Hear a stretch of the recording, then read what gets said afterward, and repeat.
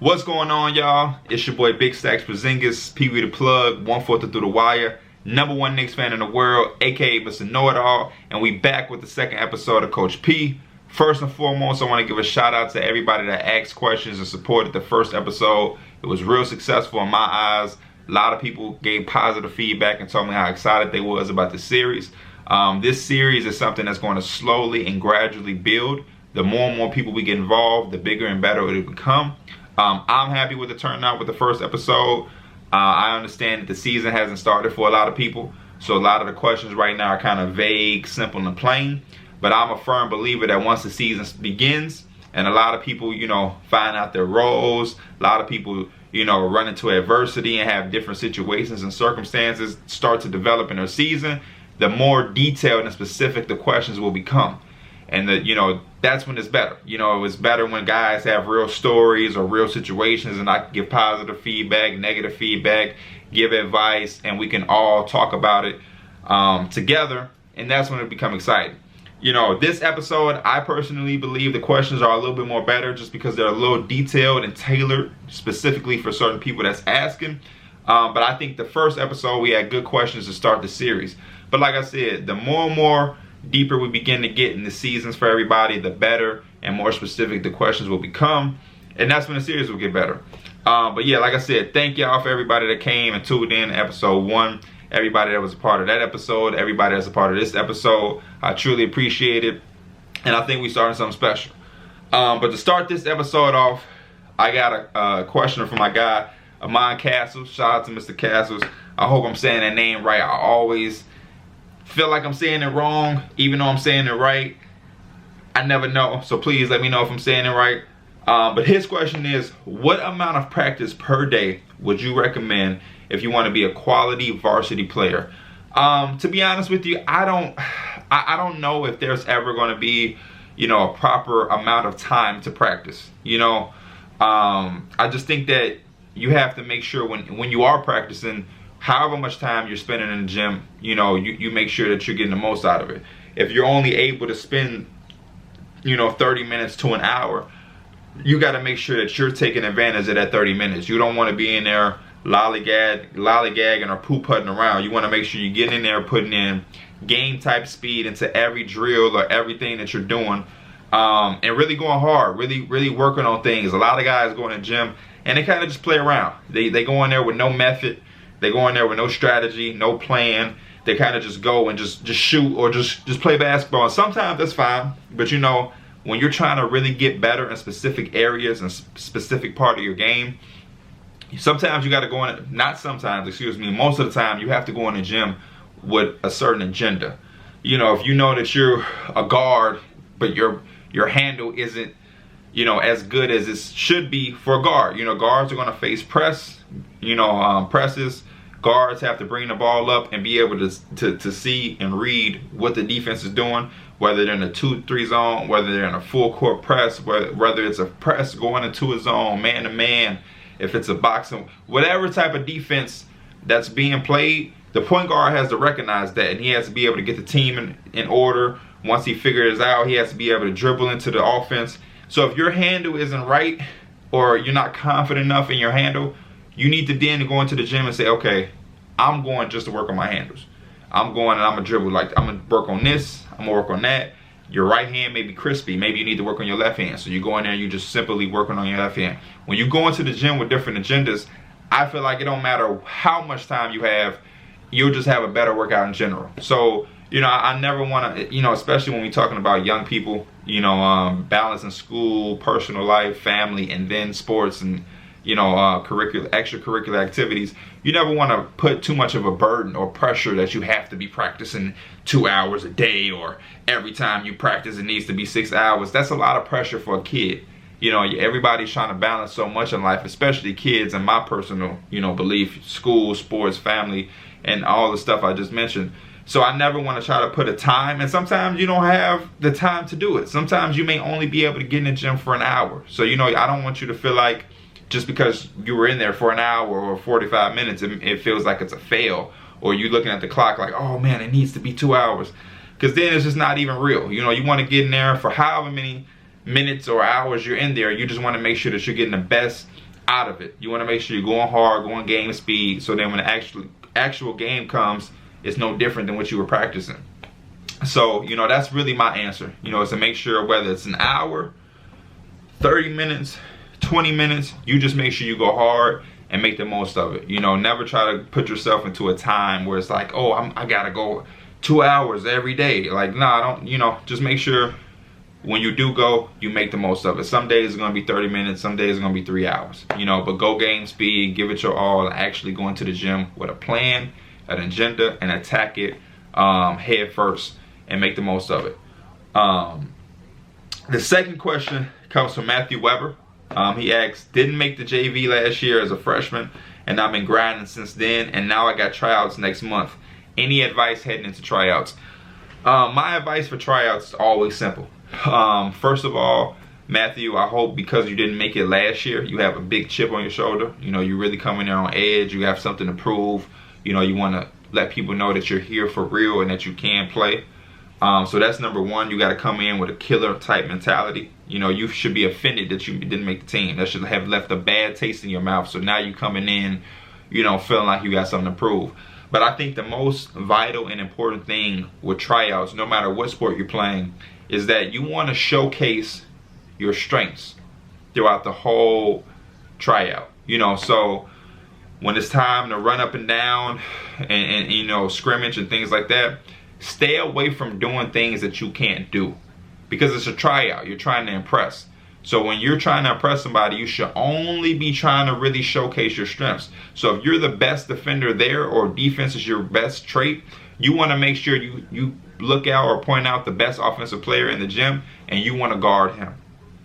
You know, if you're a playmaker, you want to get the ball and make plays. Show them that you can make plays. If you're a playmaker but you can't shoot, you shouldn't go into tryouts and be shooting the ball too much, because that's a weakness. You just want to showcase the best of your ability. So if I'm in there and I know my best trait is shooting, but I can't really dribble, I'm probably not going to be trying to dribble or bring the ball up too much. I just want to show them I can shoot, I can play solid defense, and that's my thing. I want to showcase my strengths. Every single time I'm on the floor in a scrimmage or we're doing a drill, I'm going to just showcase my strengths. If my weakness has to be shown, because maybe you're doing a drill, you know, first half of tryouts is sometimes drills and conditioning, and then the second half is usually scrimmaging and getting up and down. So, you know, the first half of practice, maybe you are doing drills where you have to showcase a weakness. You just have no choice. You have to work on your dribbling, and now they can see that you can't dribble. That's fine. You know, it happens. But when it comes time to showcase your strengths, you got to blow them out the water. You got to show that I'm the best at this specific thing. Even if you only have one strength, if your thing is just defense, go in there and set the tone and say that I am the best defender. Who's the best offensive player in this gym? Look around, pay attention while you're in there. Oh, he can really dribble. Let me guard him and show them he can't dribble against me. He's the best shooter. Oh, he's not scoring against me. You know what I mean? If you're big and you can guard multiple positions, do that. You know, talk on defense. Do all of the little things. And that was my next point, is to do the little things that, you know, don't really depend on skill or, you know, athleticism and things like that. It's just all about will, heart, and IQ. Like talking on defense, you know, diving on loose balls, being hungry, rebounding, boxing your man out. The little things that don't really show up on a highlight tape or on a box score, but those plays that you can't win without. You know, you can't win without boxing guys out and keeping them off the glass. You can't win without getting the extra rebound on the offensive possession or getting that loose ball. You know, those 50-50 balls are key possessions that help you win the game, and that's what coaches are always looking for. You know, you're going to have the best players on the team, the guys that can lead the team in scoring and different things like that. But every real good team needs those guys like PJ Tucker, Patrick Beverly. You know what I mean? Guys that are going to knock back down from anybody. They're going to defend. They're going to communicate with their teammates. They're going to be dogs. They're going to dive for loose balls, box guys out, play with that passion, and just make those winning plays. Every team needs that, and every coach is looking for those type of players. You don't have to be offensively gifted. You can be a bum on the offensive end. But if you can get every loose ball, if you can communicate and talk on screens and box guys out, I guarantee there's always going to be a place for you on any team. So those are the things that you kind of want to showcase. You know, your strengths, of course. You want to showcase that this is what I do and I'm the best at what I do. And then on top of that, you want to go and do all of the winning plays. You know, and every coach that sees that is always going to be happy, and you're probably going to make the team. But that's the best advice I can give you when it comes to tryouts. The next question is from Bryson Johnson. He says, I go to a really competitive high school. We were ranked 4th in the nation in 2017. But coming in as a freshman, I just had tryouts, and the coach is making 4 teams instead of 3. So as a freshman, knowing that I'm probably not making varsity or JV because of upperclassmen that didn't make varsity, how do I position myself that I can stand out this year and impress the coaching staff and set myself up to make the next jump to JV or varsity? First things first. Your team was really competitive, or was a really competitive high school, but you were ranked in 2017. We're about to be 2020. That was 3 years ago. So now remove that out of your mind. Don't be intimidated by the past, right? That's not now, that's 2017. Another thing, most high schools that I know about, they have 4 teams anyway. They have a freshman A team, they have a freshman B team, they have a sophomore team, which is JV, and then they have a varsity team. That's how my high school was. That's how all the high schools in my conference was. I was under the impression that all high schools are like that. There's a freshman B team, freshman A team, sophomore team, which is JV, and then varsity. But to answer your question, I think it's just like the last answer I gave about tryouts. You know, it's the same thing. First, take one thing, you know, one step at a time. First, make your team, whatever level it is that you're going to play on. If it's just the freshman team, make the freshman team. Then make the freshman A team. You know, then be a starter on the freshman A team. So, you know, don't think so far ahead of JV and varsity in next year just yet, because you got to handle this year. And you have to, you know, take those steps, have those goals just within this year. Making a freshman team, making a freshman A team, being a starter, go from being a starter to being the best player in your team, to then being one of the best players in your conference. But I think that's just all about role, you know, making that team, figuring out what role you have, and standing out. You know, just like it's a tryout. You go in there and you kind of showcase your strengths, you know, and work on your weaknesses when you have the time. And I think that'll be enough. I think you just have to treat it like it's a tryout. But most importantly, I think thinking ahead can kind of be a distraction, and it can take away from the moment. So I think you should just embrace the moment, embrace the challenge. Definitely, like I said, don't be intimidated about your team or high school being ranked at one point in time. Every high school has had a moment where they were really good. It's just what it is, you know. But that's in the past. It's 2020 now.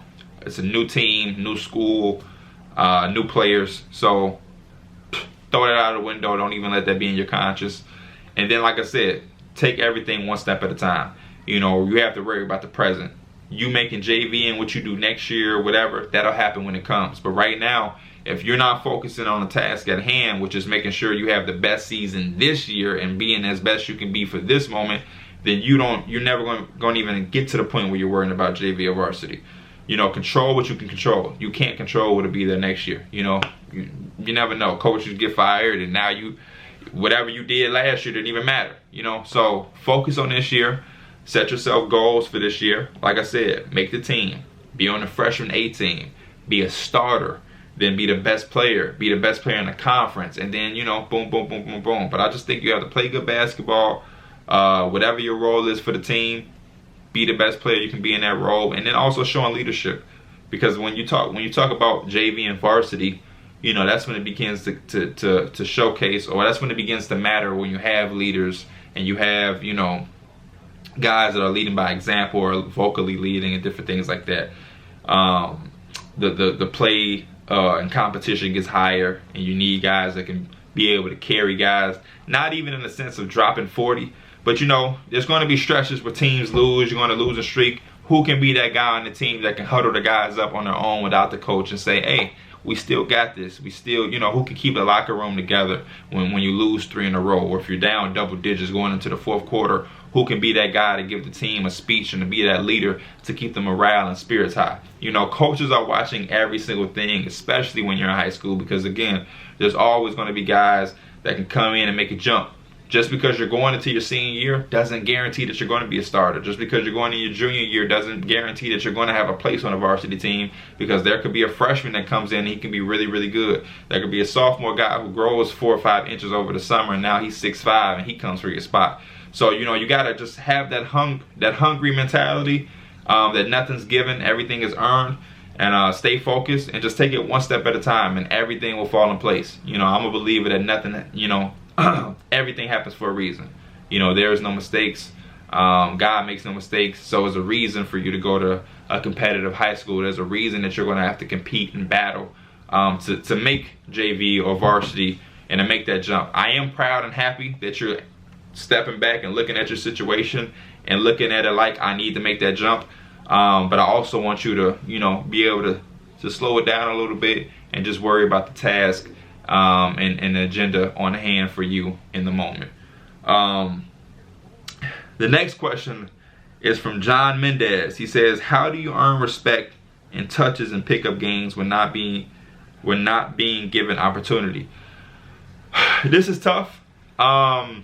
Just because, I mean, it really depends. Sometimes you go to pick up games and you can be real good. You can do everything in the world to prove that you deserve the ball or that you deserve touches, and you still might not get touches. You know, sometimes going to pick up games isn't the best brand of basketball. You know, some guys in there think they're better than what they are, and that's probably why they're playing pickup, is because they can't play real organized basketball anywhere else. And so, you know, a lot of guys play with a selfish mentality. When you talk about pickup games, a lot of guys aren't playing basketball the right way. A lot of guys think they're better than what they are. A lot of guys don't care as much. So, you know, that can really go either way. There's not really an answer I can give you, because there's been times where I've been in a gym and I've done my thing and people still didn't give me the ball. There's been times where I played against a team and I'm looking and I'm like, oh, that dude is really good. He just, you know, and his teammate ain't giving him the ball, or his teammate's not giving him the ball because they're just trying to score for themselves, or because they're jealous, or they, you know, think they're better than what they are. I see it all the time. So, I mean, when you talk about pickup games, I think, as sad as it is to say, I think the best thing to do is, you know, get some people that you can play with on a consistent basis, and y'all can have a team. Like when I run and go to the gyms, I pretty much always have my team. I never really go to gyms or different parks by myself to play, because then you run into that of, you know, not having a familiarity with people, not having the respect of people, or even if you do earn the respect to show that you can play, you still have the, you know, a chance of playing with people that don't know the game, and that won't give you the proper respect even if you earned it.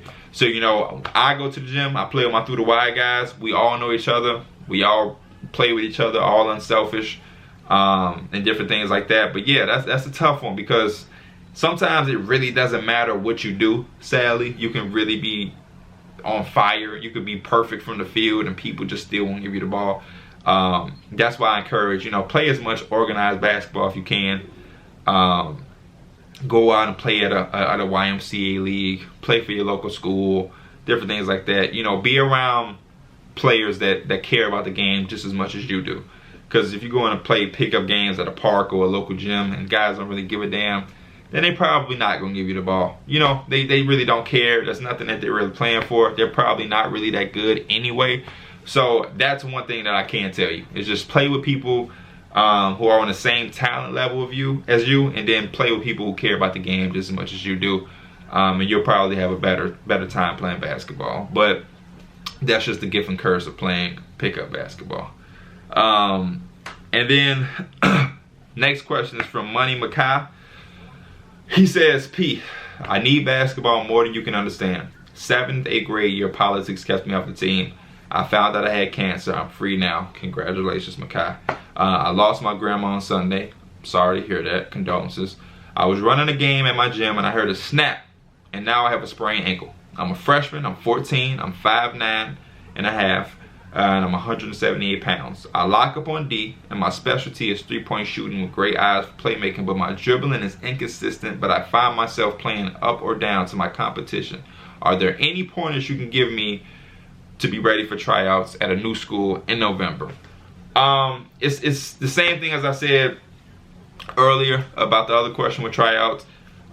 Playing to your skills, playing to your strengths, making sure you put all of your strengths on display, and you come and you be ready to play. And depending on how the ball goes for you, because some days, you know, as good as you may be as a shooter, some days the ball just doesn't fall. We all have our days, and you know, unfortunately, some people have their bad days on a tryouts. So even if the ball ain't going in for you, or even if it is, try to take control of what you can control. And that's like what I mentioned earlier, talking on defense, diving on the ball, or diving on the ground for 50-50 balls, boxing out. Those are all things that you can control. You know what I mean? Flicking your wrist and a ball going in and going out. Once you let it go, you know, it's make or miss. You know, somebody says it's a make or miss league. You know, it's either going in or it's not. You can't control it at that point.